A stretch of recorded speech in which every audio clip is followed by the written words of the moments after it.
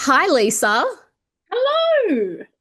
It's so nice to talk to you. I listened to all your podcasts before I went on. Wow, that's so nice to hear. It's so great to talk to you. I mean, you have been such a representative of the super fans out there in the game, and you were just so much fun to watch. Thank you.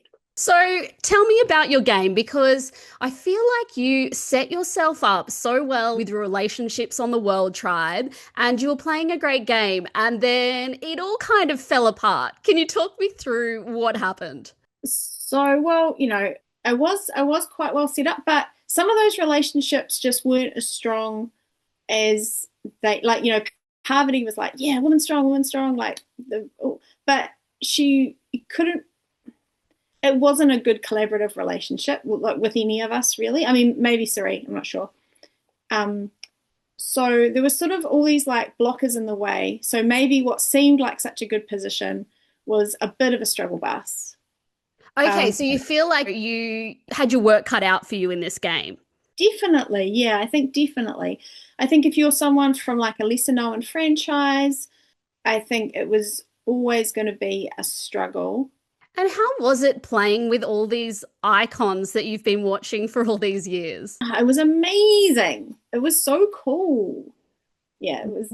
I mean, it's Why? Tell me about that. not very descriptive. This is why I'm not a TV person. This is why I'm just a person because I say things like it was great and that's the end. Tell you about it. It's just unbelievable. Like it's sort of hard to talk about. It's hard to put into words. How unexpected was the phone call? Getting that call to say that we'd like you to play Australia versus the world.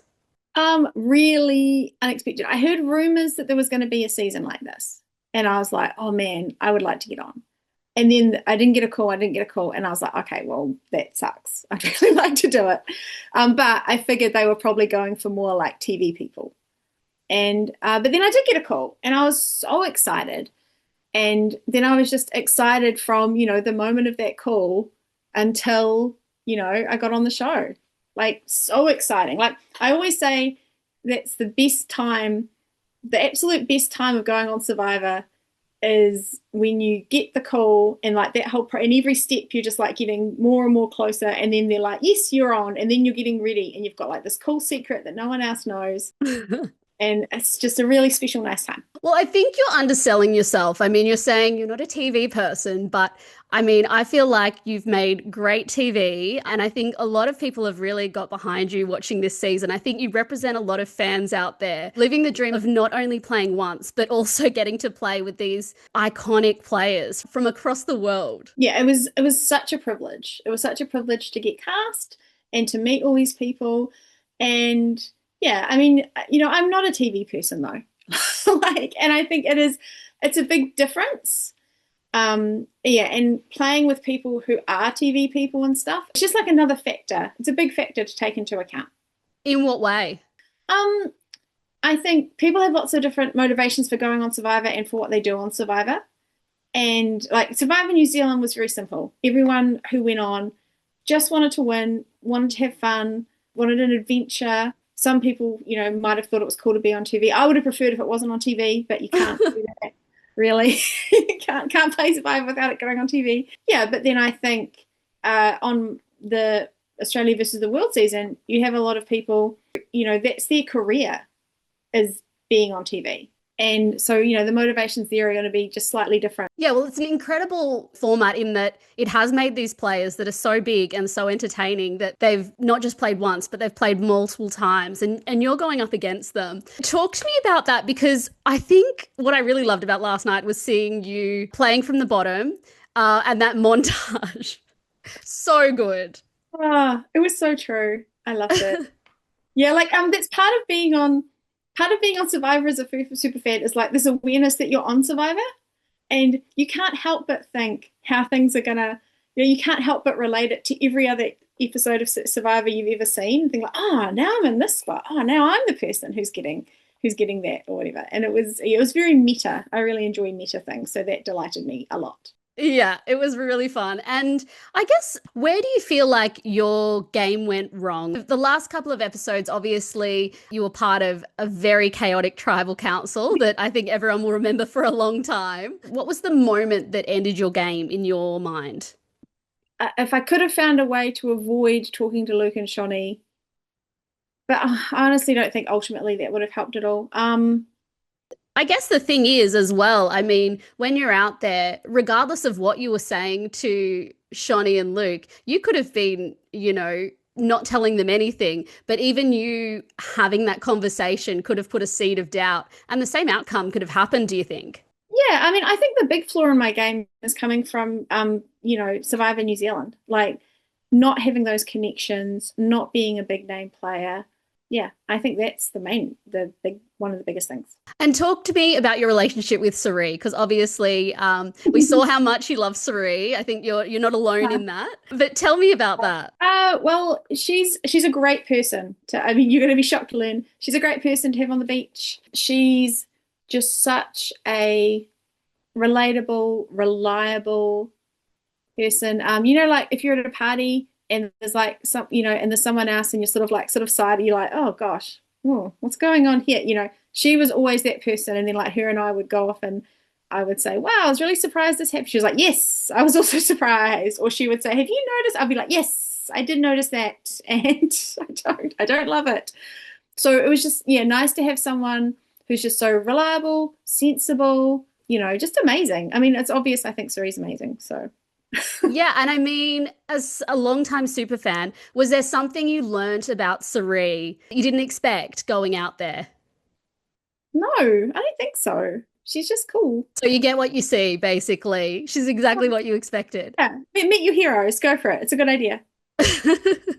How does it feel being a super fan and to be part of one of the best seasons of all time? Like, everyone is talking about this season around the world. I don't know. I try not to get caught up in all that stuff.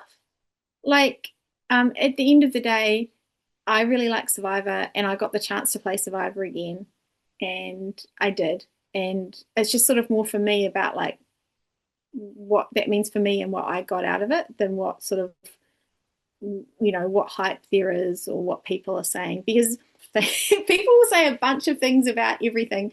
And sometimes I find it a bit much. Like I much prefer connecting with people one-on-one. Like games can be a real good way of connecting people. And one of the good things about me going on Survivor is that I get to meet a whole bunch of people who also like Survivor. So that side of it means more to me. The sort of hype and all this stuff isn't really something I get into. So what did you get out of it from a personal perspective then? I think it really helps solidify what I value about Survivor and and at its core, what a like pure, simple, God, it's simple, but it's so complex. Like what a beautiful game it can be. Yeah.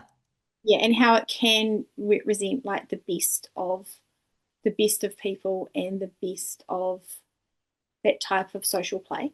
Yeah. And I mean, the moment where you were, thinking about quitting to save Tommy, can you talk me through what was going through your mind at that point?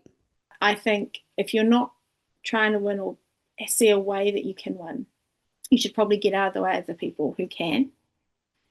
And I thought Tommy would be able to. I'd love to get to some quick fire questions before we go. Are you ready?